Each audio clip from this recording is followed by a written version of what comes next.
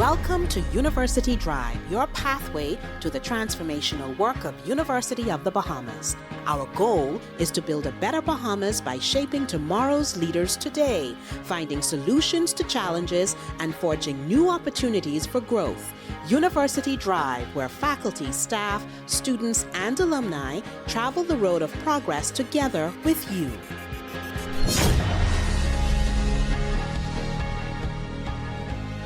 In recent weeks, our country has witnessed some very harrowing experiences of domestic abuse, especially against women and children. The most heartbreaking was perhaps baby Bella, whose tragic death moved more Bahamians to call for more action. The second was the young lady who was ran over by a car by her partner, and she remains hospitalized in critical but stable condition. I'm your host, Nikki Bowe, and welcome to University Drive. November 25th is known the world over as International Day for the Elimination of Violence Against Women and Children.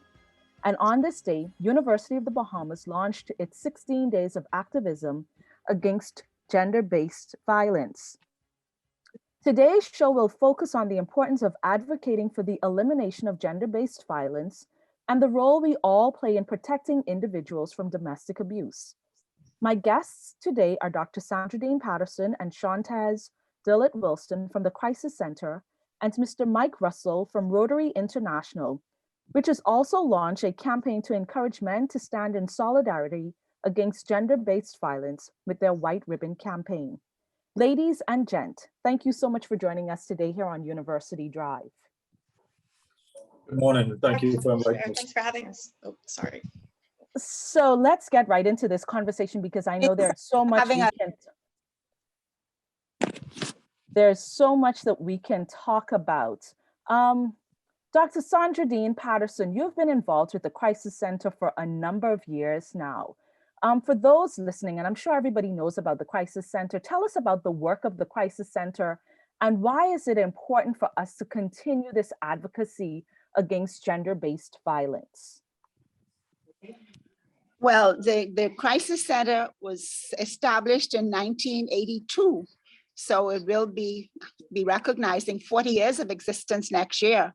And that's 40 years of work with victims of gender-based violence, children, women, and men who experienced or witnessed some form of gender-based violence.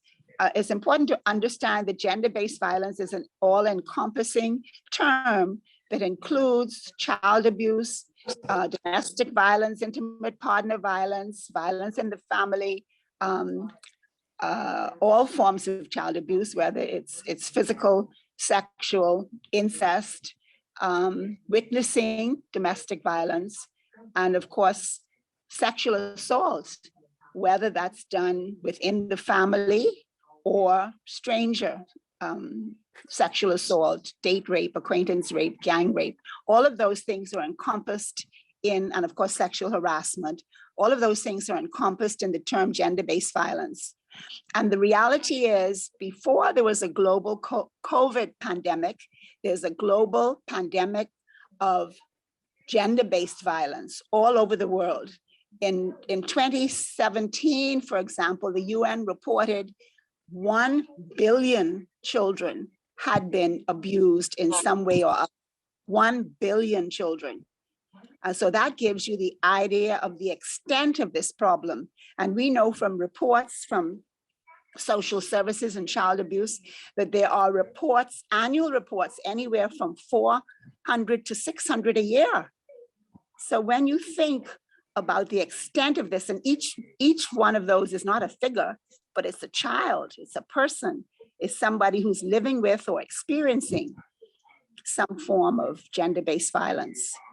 And so that's why the Crisis Center exists, continue to exist, and needs as much support as possible to effectively deal with this issue.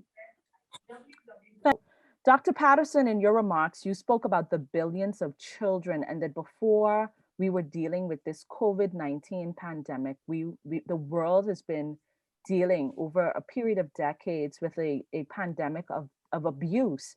Why why have we not been able to get a hold of this problem? Why is domestic abuse something that persists? And Shantaz, I'd like you to chime in as well, given your role and your work with the Crisis Center. I think one of the big issues is the tolerance for and acceptance of this kind of violence. And I think if you look at the comments by the neighbors in the instance of the child, and how many of them heard from the child that she didn't want to be where she was, that she wanted some food, and actually witnessed a woman running naked and a man running behind them, and it was almost like, yeah, that happened, but like nobody thought to do anything about it. Nobody thought to call the police or try and involve social services. So that's why the work of awareness, making persons aware of the potential lethal consequences of this kind of behavior, is so critical. I think that to add to that, you know, an entrenched culture of standing by instead of standing up in these instances is definitely a huge part of it. But I also want to bring it back to, you know, the whole gender-based violence thing. And while anyone can be a victim of this and anyone can be a perpetrator, statistically, what we see is that a lot of the perpetrators are male. I think it was Dawn Demerit who wrote a piece earlier this year saying that the Bahamas has a masculinity problem. And I think it's really important what the Rotary is doing to talk about masculinity and men and their support of anti-gender-based violence programs, because I think that a lot of persons think of this as a women's problem, and it's not. So many of the victims are children, and many of them male children. There are also men who are being abused, but also there's the issue that the majority of perpetrators are men, and that makes it a men's problem too. That we need to be thinking about how we are playing out gender in our country, in our families, in our social spaces and institutions as well, whether that be the school or you know, the church, wherever. And I mean, we have studies I think even a UB study to support this in the attitudes that males, both women and men actually, have towards gender-based violence, and how much tolerance they have for violence within intimate partner relationships. It's kind of staggering. So, you know, when you think about it that way, we definitely also need to be addressing things that are not just this issue. We need to help people to see the way that this issue is tied to a lot of the other things that they think are normal, like the ways that they think about masculinity and manhood, or womanhood for that matter. So. And so Shantaz, based on what you just said, what are some of the biggest misconceptions or that people have about masculinity or feminism, and the role and the way that thinking shapes our behavior as it relates to these kinds of situations? So I think that there's a lot of I don't want to use the word toxic because I think it's triggering for a lot of people, but you know, a lot of misconceptions around gender in a general sense, that it is something that's static, that is you know, that you have to be a certain way in order to be a man, kind of thing. And then also the kinds of things that tie with that are detrimental to society and to the men themselves. This idea that you have to be rough, tough, you can't have quote unquote softer emotions, you can't be soft as a man. These cause men to often express themselves in violent or near violent ways, aggressive ways. And you'll see that from an early age. And that spills out not just into our intimate partners relationships. A lot of people talk about street crime as well. And so you see it in that way as well. Men being violent or expressing themselves or not having conflict resolution skills because they believe that as a man they should in certain ways be in control. And I think that there's also an idea of power as well. So power should reside in masculinity. So whether that be in the household, for example, that you know, can't stand up to that father, uncle, cousin, whoever that's an abuser, because power resides in masculinity. They are the head of the household, or they are the breadwinner in that household, et cetera, et cetera. So a lot of ideas around power and our familial structure and our social structure and masculinity also. So some of those misconceptions, because the fact of the matter is women have been doing it for themselves in the Bahamas for quite some time. We have one of the highest rates of professional women in the world. Like, you know, if I can just go on a little bit of a tangent, there's no reason for us to think that way. Yet we still maintain a lot of those, I want to say, archaic gender ideas, and they do actually contribute to the kinds of violence we see in our homes. Perspective, and I agree with you that, you know, it's all about perception as well. Mike Russell, I want to bring you in on this conversation. We've heard from Dr. Patterson and from Shantez. The Rotary Club is taking a stand and has launched a campaign, the White Ribbon Campaign. What is Rotary's position on gender-based violence, and why did Rotary see the need to become actively involved in this initiative and this kind of advocacy?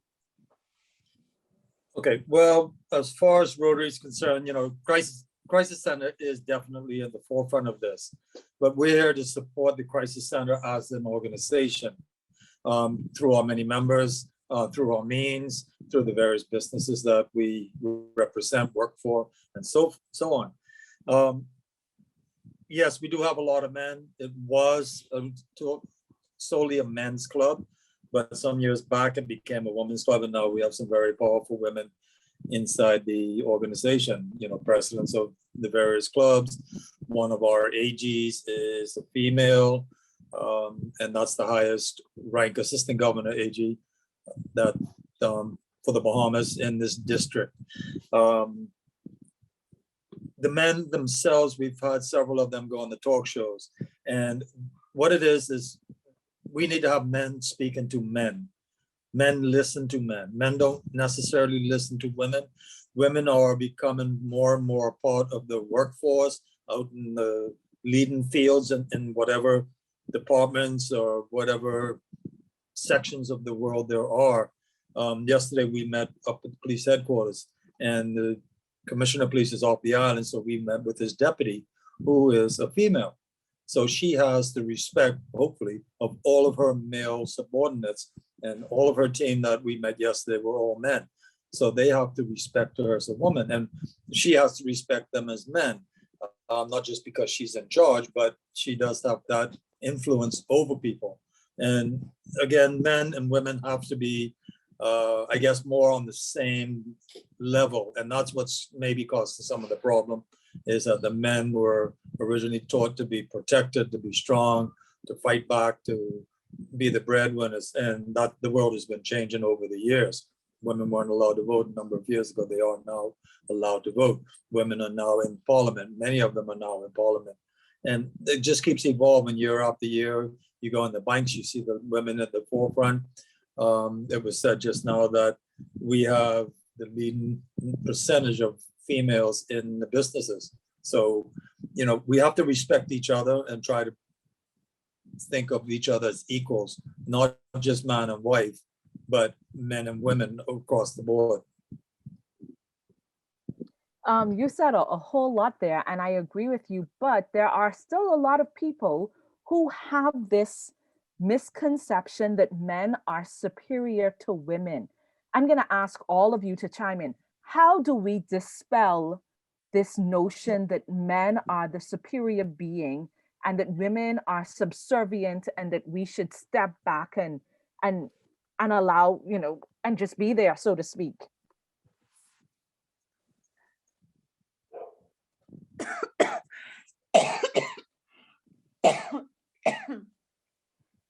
Well, maybe I could chime in here, because that really is at the bottom of so much of our work to eliminate, combat, confront the issue of gender-based violence, because it is this belief that a man has the right to be in control. And it's a belief that, as Shante says, it's a belief, unfortunately, that both men and women have, that we socialize both our girls and our boys to this acceptance and belief that a man needs to be in control. And so the underlying emotion or the underlying motivation for gender-based violence is the need to be powerful or in control of your situation. And so you'll find that even in intimate relationships, there is that dynamic, right, where power and control is a critical component. But even in sexual assault, the work that they've done on sexual offenders, for example, have shown that there's several different types of sexual offenders. There's the rapist, who is a power rapist. There's that person who tries to be powerful, tries to feel powerful, and seeks to fulfill his need for power by sexually assaulting a woman or a child. And so that whole issue of power is something, and we need to look at the sources. Where does that come from? And yes, it comes from socialization. Yes, it comes from mothers and fathers saying to their boys, you have to be in charge, you have to be powerful, you have to be tough, you have to be rough, boys don't cry, all those messages that we give boys. And I was hearing in a comment that was made in one of the discussions early last week when we were talking about men, and there's a saying that our grandparents used to have, girls drink Pepsi to feel sexy, boys drink Coke to smoke, so these messages that we're giving our children, we have to counter them, because in today's world, and of course the messages from movies, the messages from music, the video games, all of that is pushing the idea that men have to be aggressive, that men have to be rough, that men have to be in charge, and so they're communicating that on in their intimate relationships. And if you add to that the fact that there is so much intimate partner violence and children witness it, and all of the studies show that if you're a boy and you've been exposed to that, you're much more at risk of abusing your partner later on. And if you're a girl, you're much more at risk of living with it, repeating it, staying with it, staying in a relationship where it happens. So you have all of those layers that we have to address, apart from the biblical quotes, the scriptural quotes that people take out of context to justify, why this power differentiate needs to continue. So as you can see, it's a very complex issue. It's not an easy one. And I think that's why it's continued. And the other thing is this, we have had a culture of silence, a culture of denial. And so it's continued. And it's only now that I think people are beginning to see, yes, well, this really is a problem. We really have to deal with this. And I think the incident with Bella, the video that really showed the extent to which domestic violence can take a couple. It's not just a domestic dispute. This is violence. People can die. People can be emotionally damaged, emotionally wounded. And that has implications not just for you and your family, but implications for your neighborhood, because children in the neighborhood will listen and hear this. It has implications for your economics, finance, people missing days at work. It has all kinds of implications. So that's why it's so important for us to address it and deal with it in a more effective way than we have up to now. Shantes, is there anything you'd like to add?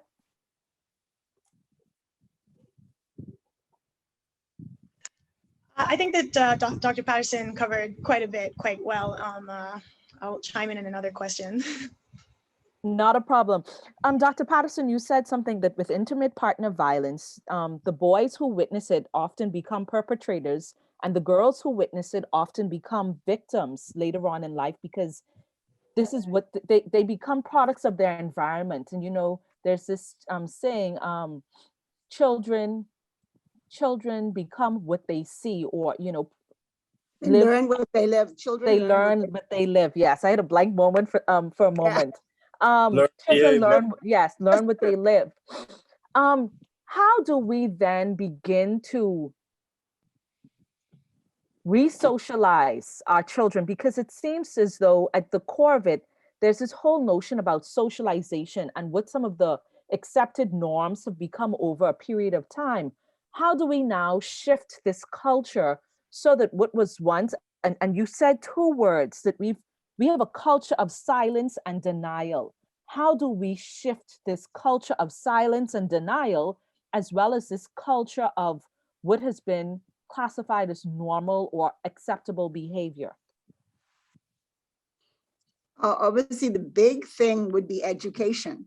The big thing is consciousness awareness, is making people aware and naming the behavior as unacceptable, criminal, a violation of the person's human rights, a sin. Name it in all of its dimensions and talk about it and have discussions on it. Don't just close our eyes to it or make excuses for it, but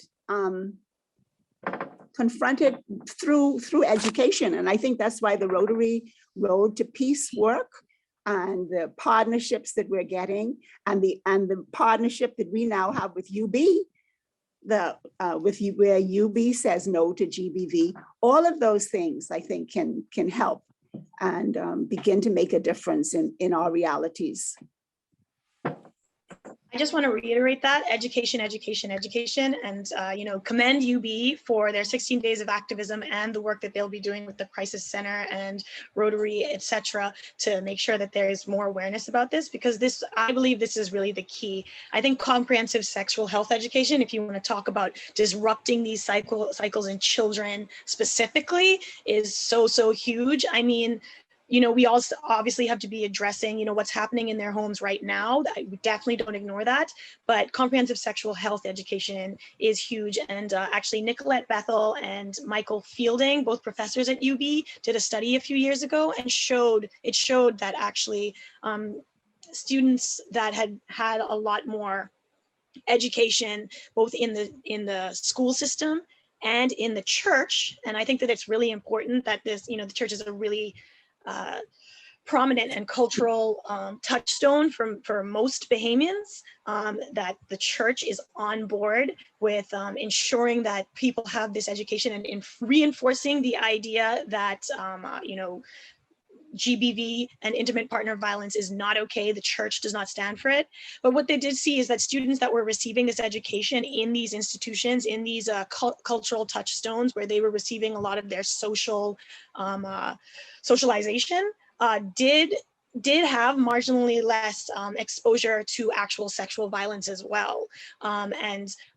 In broader studies across the world, they were less likely to be abusers themselves if they had gone through comprehensive education like this, and then also to recognize red flags in their own relationships. We don't have a study like that for the Bahamas that I know of, but studies have shown that across the world, education at these times of life, and earlier than most people think as well, sometimes starting as early as 8, is key to disrupting these cycles of I want to say violent cultural attitudes around gender-based violence and intimate partner violence. So I wanted to reiterate that and support Dr. Patterson's statement with that. Well, ladies and gents, we're going to take our first break here on University Drive, but when we come back, I want to talk about another cultural issue that we have, and this is where a lot of people have indicated that they would have reported it as children. They would have been victims, said something, and the adults just turned a blind eye. I want to talk about that dynamic when we return from the break. Stay tuned. You're listening to University Drive. I'm your host, Nikki Bo. We'll be right back. Chapter One Bookstore is your back-to-school headquarters. We are proud to serve the students, faculty, and staff of the University of the Bahamas and the community at large. We are the premier choice for the purchase of university textbooks and supplies, and UB logo apparel, paraphernalia, and gifts. We also carry a wide variety of school supplies, learning aids, and leisure books. Visit our copy center throughout the semester for all of your printing, copying, and binding needs. Chapter 1 Bookstore is located on the ground floor of the Michael Eldon Complex. Shop with us on Monday through Friday between the hours of 8:30 a.m. and 1 p.m. Call us at 397-2650 or email us at chapter1@ub.edu.bs. Follow us on Facebook and Instagram at Chapter 1 Bookstore. See you soon. Wash your hands. Protect yourself and help prevent the spread of COVID-19. Wash your hands properly and often, especially after you've been in a public place, used the bathroom, touched any surface or item, taken out the trash, handled pets, or after blowing your nose, coughing, or sneezing. First, wet your hands. Use soap, lather, and scrub for 20 seconds at least. Then rinse your hands for 10 seconds. Towel or air dry. Use a paper towel to turn off the tap. Don't forget to wash between your fingers, under your fingernails, and the top of your hands. If soap and water are not readily available, use a hand sanitizer that contains at least 60% alcohol. Use the sanitizer, cover all surfaces of your hands, and rub them together until they feel dry. Avoid touching your eyes, nose, and mouth with unwashed hands. This message is brought to you by the Ministry of Health Surveillance Unit and University of the Bahamas.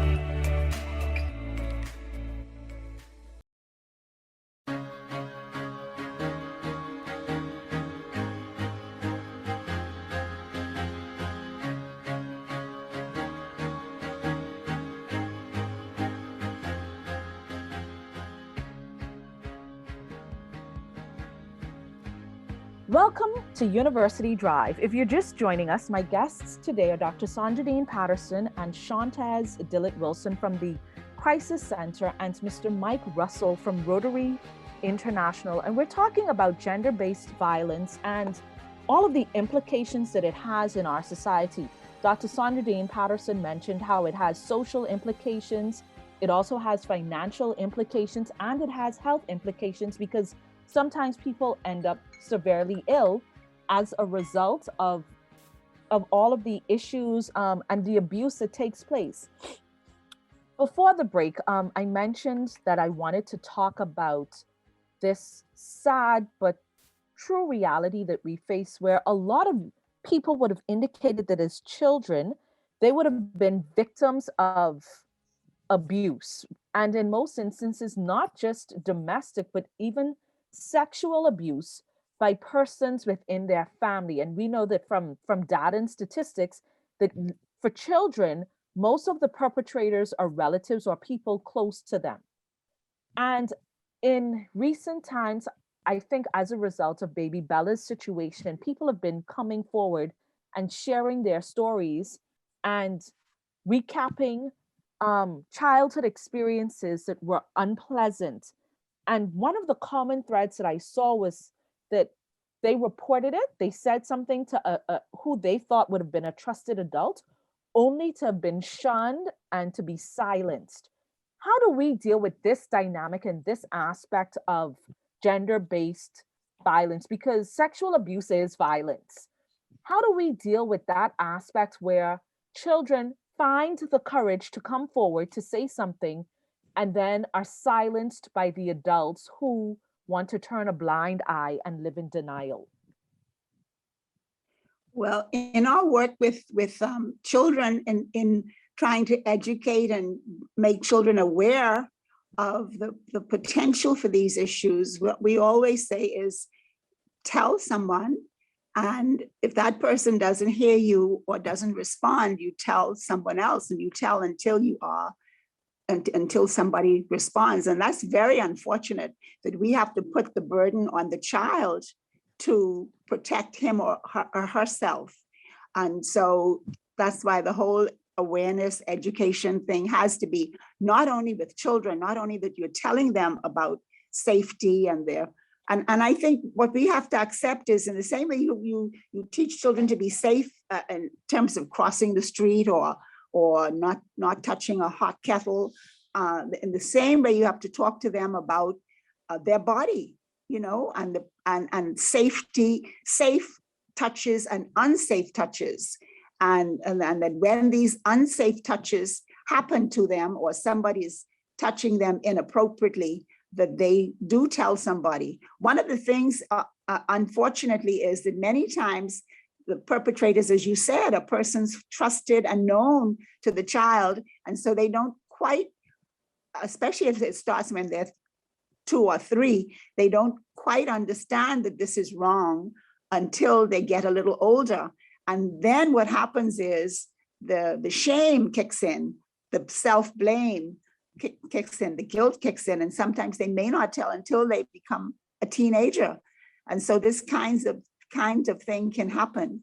But the other issue is the person who you tell may be in such denial about it because they can't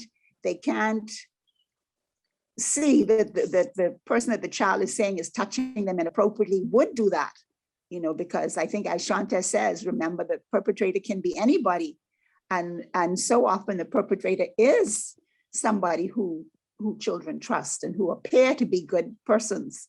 And so that is why sometimes persons do not. I never forget a very vivid story of a little 5-year-old in one of our family islands who went to school with a $50 note that she said her grandfather had given her. And the teacher was very alert and said, "Your grandfather gave you this? What happened? Why would your grandfather give you this kind of money?" And the child was able to explain what the grandfather was doing to reward her, and was rewarding her for what sexual behavior he was doing. So of course the teacher acted right away, and the grandfather was arrested. And Monday, I think that happened like on a Friday. And Monday, when the child went to school, and the teacher said, "Okay, how are you doing?" And the child said, "My granddaddy didn't do anything like that to me. My granddaddy didn't do anything. What he did was," and of course, what had happened was her grandmother and her family had told her, "Look, if you tell on this, your granddaddy is going to get sent to jail. Who's going to pay for us? Who's going to buy food? Who's going to buy presents? Who's going to do this and that?" And so that sometimes people take it, and it's unfortunate that sometimes people would think about how we're going to manage as a family if this perpetrator does go to jail, if this perpetrator is made accountable. But sometimes those considerations get in the way of people doing what they should do to protect their children. And that is so unfortunate. And that happens in so many different types of situations. But another thing, that teacher, there are a lot of people that are not equipped to recognize the signs or to pick up on things. So that's another element and aspect of education and advocacy that needs to happen, because, luckily that teacher was able to pick up on the signs and know that something was just out of order. And I'm sure we've all heard situations where, and in some instances, and I know from personal experience, sometimes people are not overt in saying what happened. Sometimes there are subliminal messages that people give, or you'll notice a change in behavior in a child, and you'll try, and we're quick to label children as bad and disruptive and rude. And sometimes it's a manifestation of what it is that they're enduring and going through, but we're not trained. A cry for help. We're not trained to pick it up. And so it either goes unnoticed or ignored. And then we've heard of stories and instances too, where even our law enforcement seems to not be as responsive as they should be, or in times make light of the situation. So it seems as though this education campaign isn't just about what is good touch, bad touch, what is acceptable and unacceptable. It also needs to deal with the empathy that we're able to extend to people, the ability to identify the problem. How do we go about that education campaign in making sure that people can pick up the signs and respond appropriately?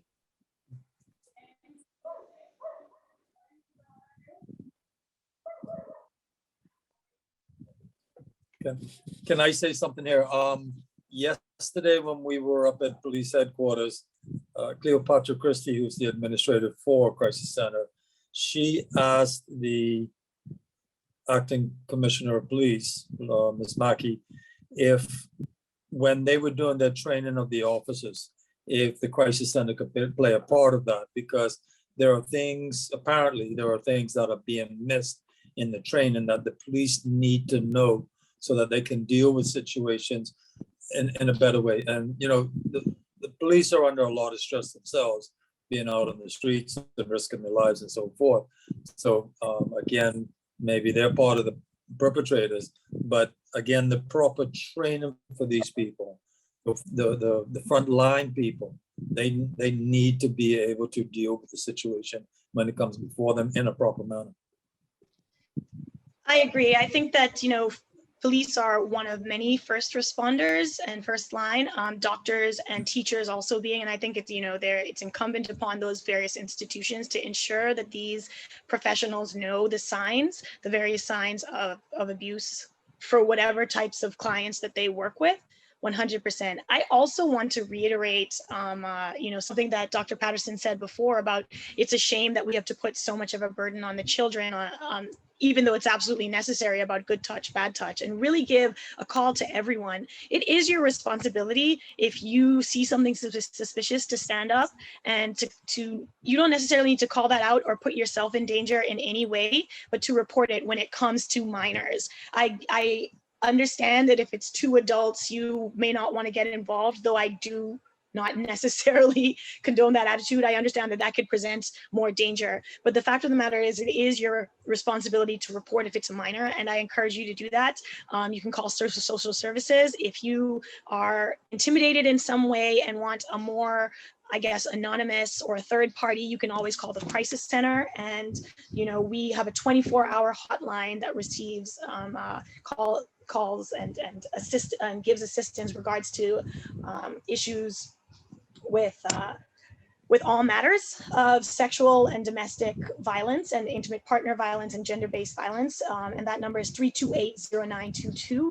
So it can be as easy as making that call. I want to put it out there to all adults. So, you know, if you see something suspicious, if you even want to hash it out on, you know, list out some of the red flags that you're seeing and what your next step should be, this hotline is always available to you. That's what it's there for. No, Shantez, you said something about calling the hotline, but also, are there resources available for persons that may be in domestic situations or violent situations or toxic, like you said? I know you said you don't like to use that word because it sometimes triggers certain emotions and responses, but we have to call it for what it is. So if there's somebody that finds themselves in this type of situation and they don't necessarily have friends or family members that they can turn to a refuge and for safety, are there resources where people who are in need and their lives may be threatened or their safety at risk, where housing can be provided for a temporary period of time until such time that they can find the provisions that they need in order to be to situate themselves better? Well, it's never enough, but we do have, and there is a national hotline, social services national hotline, which we shall give you the number for as well. And they are mandated to put you up in a place of safety for anywhere from a week to 2 weeks and ensure that you are safe. You know, so we've had instances where a perpetrator has put a mother and children out at 2 a.m. in the morning, and they would call our hotline to see what could happen, where they could go. And of course, we've always been able to get a positive response from social services and a positive response for the police, because the Crisis Center doesn't have anybody to leave the hotline and go out to help the person. And it's the police who we depend on to respond to these kinds of circumstances. And I must say the police have been very cooperative and helpful in rescuing women and children who have been put out or who are on the street or who are fearful or anxious. The biggest issue, though, and the biggest deficit is the more longer term housing, which some people will need. And that is something that has to be dealt with. So we're going to run out of time pretty quickly.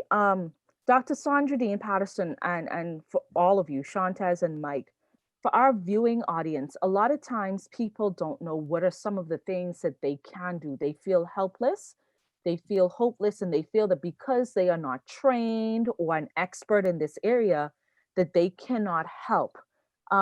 But there are things that they can do to help. For that ordinary citizen, as ordinary citizens, when we see these things, what are some of the things, what are some ways that we can intervene so that we can help people and not be silent or in denial?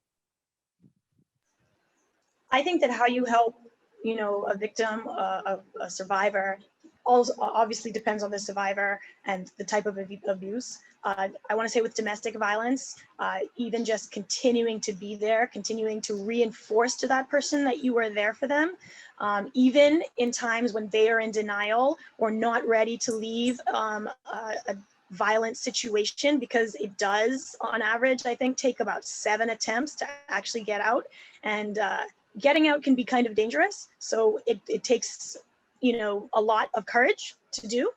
So, being there for them and consistently, encouraging them and supporting them in that space, which can be difficult for you as a friend, but you should continue to do, because one of the things that is most dangerous to someone in that position is isolation, which is one of the first things that an abuser tries to do, is to isolate you from the people who would support you if you needed to leave. So I think that, being there for a victim of domestic violence, first and foremost, continuing to read up on the signs so that you can recognize as if things are progressing to a point where you need to, maybe be more strong in encouraging them to leave. Contact the crisis center. Once again, I think that, is a kind of all-encompassing resource if you need additional resources, or if your friend needs to get out or needs helping them pack a go pack, maybe being the place where they stash their go pack if they need to get out. With regards to children in that space, obviously, once again, if you suspect something, you need to speak up. It's our responsibility. This isn't like domestic violence where there needs to be a complainant. You say something if you see something or if you suspect something. And other than that, providing safe spaces, advocating for safe spaces for children, for education of first responders, and ensuring that if you have a direct relation to that child, making sure that they can come and talk to you as well, and creating a safe space for them in that way, I think are some of the most important things as individuals that we can do. And of course, advocacy. And I think the key thing is for people who are in those situations to know that they have options, that they do not have to continue to live in a situation where they're in danger or they're being hurt or they're being traumatized, that there are things that can be done. There are resources, there are options, and there's no reason in today's Bahamas for you as an adult or a child to continue to live in a situation that is unsafe or harmful or hurtful.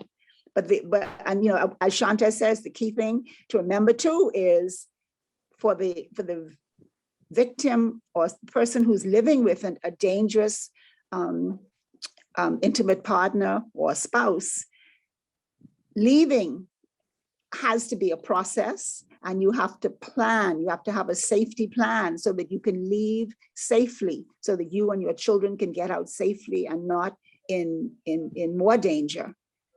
And so that's why the whole awareness, consciousness raising campaign is so important, so that all of those things can be put out. People know they have options, but know they need to be careful about responding to those options. Thank you so much. Before we conclude, I want to get Mike in to talk about White Ribbon Day, which is coming up. I know, he's so patient. So Mike, before we conclude, let's talk about White Ribbon Day, and let's encourage as many Bahamians as possible to participate in White Ribbon Day. So if I'm not mistaken, White Ribbon Day is scheduled for the 29th? Right. Yes. So, and that's coming up. So let's talk about White Ribbon Day, Mike. Okay, well, White Ribbon Day, it started back in 1991 because of a slaying of 14 women, or females, I should say, because some of them, 13 of them were university students, and one was the teacher up in Montreal, Canada. And then the Canadian started this in 1991, and it's now starting to spread around the world. So the 25th is the International Day for White Ribbon, and ours is the 29th because we want to be separate from the 25th and so not celebrate it, but make awareness of it on the 25th. We are planning to, and hopefully we'll get it done, ask the Prime Minister to sign a proclamation declaring the 29th of November White Ribbon Day. It's unfortunate the death of Bella and the lady that got beat in the street, then run over by the car. But those two incidents, they brought all of this to forefront. And now we have this momentum going between us, the Crisis Center, and also Zonta. Zonta's doing their things as well. We've participated in a couple of their events, and they're still going until the 10th of December, which is from the 25th of November to the 10th. It's the 16 days of activism. And we're participating in that as well. We didn't want to step on their toes, and they didn't want to step on ours. So we kind of planned things out together, and we're trying to see where we can work with each other. But we do need to make awareness. We can't drop the ball. We got to keep this momentum going. If I'm right, Lady Davis, she mentioned about a special victims unit that she wanted to create or have created in the police force, and the courts. They want to bring the courts out so that they can deal with abuse, sexual abuse, child abuse, and so forth, and promptly, and not wait 4, 5, 6 years to get this done. Rotary, again, being predominantly a male club, but not completely. As I said, we have a lot of women in there. We need to talk to each other. We need to talk to people on the streets. We need to talk to our brothers and our cousins and aunts or uncles that are on the street, and try to bring everybody on board and to make the promise. There is a promise that we would like everybody to say. I'm trying to find it on this piece of paper. 1 second. Yes, the promise is to never commit, excuse, or remain silent about violence against women and, of course, children. These are serious declarations which must be made by men to demonstrate their commitment to the White Ribbon Campaign. So, last year we started with Crisis Center. As I said, they are the forefront. We are trying to support them. We started with them. We pinned the Minister of Social Services and the Commissioner of Police last year. This year, we've pinned the Assistant Commissioner of Police so far. We've been the Prime Minister this morning, and we were invited to Parliament for Monday. And we're going into Parliament, and hopefully we will pin whichever the ministers are at attendance on Monday. And it's going to come up about White Ribbon and the campaign and ending violence against women and children. Thank you so much, Mike, for that. Thank you, Shantez, and thank you, Dr. Sandra Dean Patterson, for joining us today. And I'm sure we can all be back to talk about this, because this is an issue that can never have enough advocacy or airtime. And so I'd like to encourage our listening audience to support White Ribbon Day on Monday, the 29th of November. Find your white ribbon, wear your white ribbon. And as a country, we must all stand in solidarity and support against violence against women and children. And like Shantez said, if you suspect or see something, say something. And Dr. Sandra Dean Patterson mentioned how with baby Bella's situation, a lot of neighbors said they saw and they heard, but they did nothing. And when we do nothing, we are just as guilty as the perpetrator, because we actually empower them to do more. I'd like to give you the number for the Crisis Center. It's 328-0922. If you or somebody you know is a victim of domestic abuse or violence, please do not hesitate. I will repeat that number. It's 328-0922. And like Mike said, never commit, excuse, or remain silent in acts of violence against women and children. We all have a role to play in eliminating violence against women and children. And when we remain silent, we empower those that commit these acts. Be sure to join us next week, same time, same radio station, for another episode of University Drive. And be sure to follow us on social media on Facebook, Instagram, LinkedIn, and Twitter. And of course, the university's website at www.ub.edu.bs. And I am happy to say that UB says no against gender-based violence, and we stand in support of all of these initiatives that are promoting this advocacy. Again, thank you, Mike. Thank you, Dr. Patterson, and thank you, Shantez, for being a guest on today's show. Thank you for having us. Thank you. Our pleasure. And thanks to UB for the work that they're doing and working with us. Yeah, our pleasure. And thank you to my listening audience. Enjoy the remainder of your day.